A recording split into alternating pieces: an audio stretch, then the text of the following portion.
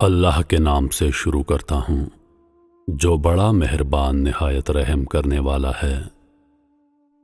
اللہ پاک سے دعا ہے کہ اللہ پاک آپ کی تمام جائز خواہشات کو پورا فرمائے، تمام مصیبتیں دور فرمائے، آپ کی زندگیوں میں آسانیاں پیدا کرے، آمین۔ حقیقت پر مبنی ایک دلسوز کہانی جس کے پس منظر نے ایک شخص کی زندگی کے مقصد کو ہی بدل دیا۔ ایک صاحب کا عجیب معاملہ تھا۔ وہ ہر ملنے والے شخص سے صرف ایک ہی درخواست کیا کرتے کہ میرے لیے دعا کرو کہ میرا خاتمہ ایمان پر ہو۔ لوگ جو انہیں خوشحالی، ترقی، صحت اور عہدے میں ترقی کی دعا دیتے تو یہ صاحب انہیں روک کر فرماتے، آپ کی دعائیں سر آنکھوں پر، بس آپ میرے لیے اتنی دعا فرما دیجئے کہ مجھے عبدالغفور جیسی موت نصیب ہو۔ ہم اکثر حیران ہو کر پوچھتے یہ عبدالغفور کون تھا، لیکن انہوں نے کبھی اس سوال کا جواب نہیں دیا بلکہ بات کو ہنس کر ٹال دیتے۔ میرا نام شفیق ہے اور ہم اتنی دیر سے جن کا ذکر کر رہے ہیں ان صاحب کا نام عزیز صاحب تھا۔ میں عزیز صاحب کی مل میں سپروائزر کے عہدے پر فائز تھا۔ عزیز صاحب کو اللہ تعالیٰ نے ہر لحاظ سے نواز رکھا تھا۔ وہ اعلیٰ تعلیم یافتہ تھے۔ 1970 کی دہائی میں انگلینڈ سے بزنس کی ڈگری لے کر آئے تھے۔ وہ صاحب علم بھی تھے اور مطالعے کے خوب شوقین بھی۔ وہ ہر رات کتابوں کے ڈھیر پر سوتے اور کتابوں کے کمبل میں جاگتے۔ دنیا میں جو بھی کتاب شائع ہوتی وہ عزیز صاحب تک ضرور پہنچتی اور عزیز صاحب اسے یاد کر لیتے۔ اس سے ان کے مطالعے کے شوق کا اندازہ تو ہم لگا سکتے ہیں۔ اللہ تعالیٰ نے انہیں صحت کی نعمت سے بھی خوب نوازا تھا۔ وہ 72 سال کی عمر میں 30 سال کے نوجوان لگتے۔ انہیں کبھی زندگی میں سر درد نہیں ہوا تھا۔ ساتھ ہی ساتھ میں ان کا تعلق ایک امیر گھرانے سے تھا۔ والد صاحب زمیندار بھی تھے اور صنعت کار بھی۔ ان کے گندم کے گودام تھے۔ وہ اپنی گندم پیس کر بیچ دیا کرتے اور کروڑوں کماتے تھے۔ اور سب سے بڑھ کر یہ کہ ان تمام خوبیوں کے ساتھ ساتھ وہ اپنے والدین کی اکلوتی اولاد تھے۔ چنانچہ والدین کے انتقال کے بعد خاندان کا سارا اثاثہ اور جائیداد ان کو منتقل ہو گئے اور اللہ تعالیٰ نے انہیں پڑھی لکھی اور سعادت مند اولاد سے نوازا تھا۔ اس طرح وہ ہر لحاظ سے ایک شاندار زندگی گزار رہے تھے، لیکن وہ ان سب کے باوجود ہر وقت خود بھی اللہ تعالیٰ سے عبدالغفور جیسی موت مانگتے اور دوسروں کو بھی یہی دعا کرنے کو کہتے۔ ہم وجہ پوچھتے تو بتا دیا کرتے کہ بس عبدالغفور مجھے سیدھا راستہ دکھا گیا، اللہ تعالیٰ اسے کروٹ کروٹ جنت نصیب فرمائے۔ وہ اس کے بعد خاموش ہو جاتے۔ یہ 1993 کا حج تھا۔ مجھے انہوں نے بلایا اور فرمایا میں حج پر جا رہا ہوں اور شاید میں واپس پلٹ کر نہ آ سکوں۔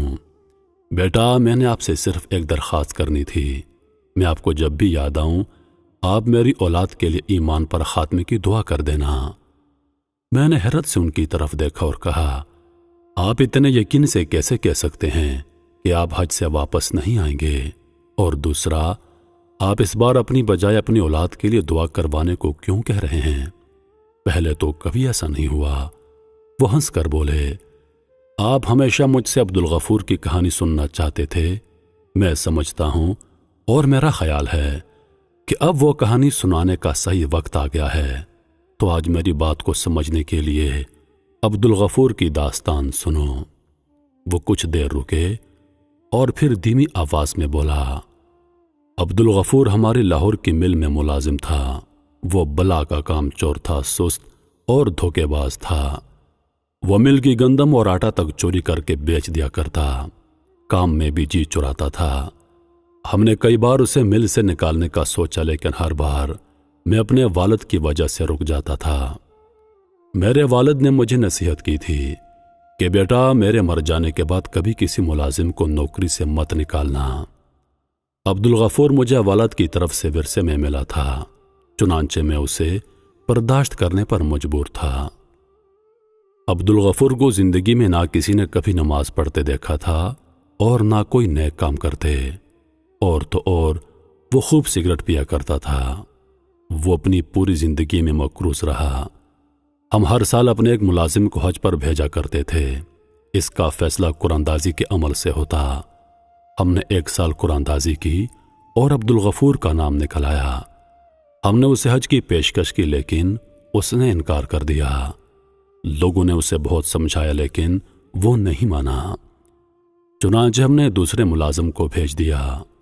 اگلے سال ایک مرتبہ پھر قرآندازی ہوئی اور اس بار پھر عبدالغفور کا نام نکل آیا، لیکن عبدالغفور نے اس سال بھی جانے سے صاف انکار کر دیا۔ ہم نے اگلے سال دوبارہ قرآندازی کروائی اور اس بار پھر سے عبدالغفور کا نام آ گیا۔ ہم نے تجربے کے لیے چوتھی مرتبہ عبدالغفور کا نام کسی خالی پرچی پر ڈال دیا۔ اس بار جب پرچی نکالی تو وہ خالی نکلی، تو گویا اللہ تعالیٰ ہر صورت میں عبدالغفور کو حج کروانا چاہتے تھے لیکن وہ مان نہیں رہا تھا۔ ہم نے اس پر زور دیا تو اس کا کہنا تھا میں حج کر کے کیا کروں گا۔ میں نے بالآخر اس کے ساتھ سودا کیا۔ میں نے اس سے کہا کہ تم حج پر چلے جاؤ، میں تمہیں پورے سال کی تنخواہ اضافی دے دیتا ہوں۔ اس پر وہ لالچ میں آ گیا۔ میں نے مولوی صاحب کا بندوبست کیا۔ مولوی صاحب نے اس سے نماز اور حج کا طریقہ سکھایا، دعائیں اور آیتیں یاد کروائیں اور ہم نے اس طرح اسے حج پر روانہ کر دیا۔ عبدالغفور حج پر گیا، حج کیا، خانہ کعبہ کا الوداعی طواف کیا، عشاء کی آخری نماز پڑھی، سجدے میں گیا اور سجدے ہی میں انتقال کر گیا۔ وہ مرنے کے بعد دیر تک سجدے میں پڑا رہا۔ ساتھیوں میں سے کسی نے ہلایا تو پتہ چلا کہ عبدالغفور کا انتقال ہو چکا ہے۔ آپ اللہ کے فیصلے دیکھیے، اسی رات امام کعبہ کا بھی انتقال ہو گیا تھا۔ اگلی صبح امام کعبہ کا جنازہ تھا۔ عبدالغفور کی میت بھی امام کعبہ کے ساتھ حجر اسود کے سامنے رکھ دی گئی اور لاکھوں حاجیوں نے عبدالغفور کا جنازہ پڑھا۔ ہمیں اطلاع دی گئی، ہم سے نعش کے بارے میں پوچھا گیا۔ ہم نے اس کی بیگم سے پوچھا تو اس کی بیگم کا کہنا تھا اللہ تعالیٰ نے اگر اسے یہ سعادت نصیب فرما دی ہے تو اس کی تدفین بھی مکہ ہی میں کر دی جائے، اور یوں وہ دفن بھی مکہ مکرمہ میں ہی کیا گیا۔ میں اس کے اعلیٰ نصیب پر حیران رہ گیا۔ میں اس کی بیگم کے پاس گیا، جیسا کہ میں عبدالغفور کو جانتا تھا، لیکن اس کی قسمت نے مجھے اس کے بارے میں مزید جاننے پر مجبور کر دیا۔ میں نے اس کی بیگم سے اس کی خوش بختی کی وجہ پوچھی۔ اس کی بیگم نے مجھے ایک انتہائی عجیب بات بتائی۔ اس کا کہنا تھا کہ میرے خامند میں کوئی خوبی نہ تھی۔ ہمارے محلے میں ایک بیوہ عورت رہتی ہے، وہ بہت خوبصورت تھی لیکن بدقسمتی سے وہ جوانی میں ہی بیوہ ہو گئی تھی۔ جب بھی وہ کہیں باہر نکلتی تو محلے کے سب آوارہ لوگ اس پر نظر ڈالتے۔ اس کی 2 چھوٹی چھوٹی بیٹیاں تھیں۔ مکان اس کو اس کا مرحوم خاوند دے گیا تھا۔ گھر کے اخراجات اس کے دیور نے اٹھا لیے تھے، لیکن پھر بھی مہنگائی کی وجہ سے اس کا گزارا نہیں ہوتا تھا۔ وہ اپنی بیٹیوں کو پڑھانا چاہتی تھی، اس لیے اس نے دوسرے گھروں کا کام کرنا شروع کر دیا، لیکن وہ جہاں جاتی لوگ اس کی عزت پر ہاتھ ڈالتے۔ اب وہ کام چھوڑنے پر مجبور ہو گئی تھی۔ جب یہ بات میرے خاوند کو پتہ چلی تو وہ اس کی ڈھال بن گیا۔ اس نے اسے اپنی بہن بنا لیا۔ اس نے اپنی منہ بولی بہن کو گھر بٹھایا اور اس کی دونوں بیٹیوں کو اسکول میں داخل کروا دیا۔ وہ لوگوں سے قرض لے کر آپ کی فیکٹری سے چوری کر کے ان بچیوں کو تعلیم دلاتا تھا۔ وہ ہفتے 10 دن کے بعد اپنی منہ بولی بہن کو راشن دے کر آتا یا بچوں کی یونیفارم، کتابیں اور فیس دیتے وقت کبھی اس کے گھر کی دہلیز پار نہیں کی تھی۔ وہ تمام چیزیں ایک بڑی سی ٹوکری میں رکھتا اور وہ ٹوکری اس بیوہ کی دہلیز پر رکھ کر دروازے کے باہر سے ہی آواز دے دیتا کہ مریم بہن، میں نے سامان باہر رکھ دیا ہے، آپ اٹھا لیجئے۔ مریم وہ سامان اٹھاتے وقت ہمیشہ اسے کہتی جا میرے بھائی، اللہ تمہارا خاتمہ ایمان پر کرے۔ ہمیں یہ دعا عجیب لگتی تھی لیکن ہم چپ رہتے۔ آپ نے پچھلے سال بھی اسے حج پر بھجوانے کی کوشش کی، لیکن اس نے یہ سوچ کر انکار کر دیا کہ اگر وہ حج پر گیا تو مریم بہن خود کو بے آسرا محسوس کرے گی۔ اس بار بھی نہیں جانا چاہتا تھا، لیکن آپ نے اسے پورے سال کی اضافی تنخواہ دے دی۔ عبدالغفور نے وہ ساری رقم مریم بہن کو دے دی اور خود حج پر چلا گیا۔ اس کا وقت پورا ہو چکا تھا، چنانچہ اللہ تعالیٰ نے اسے زبردستی مکہ بلوایا۔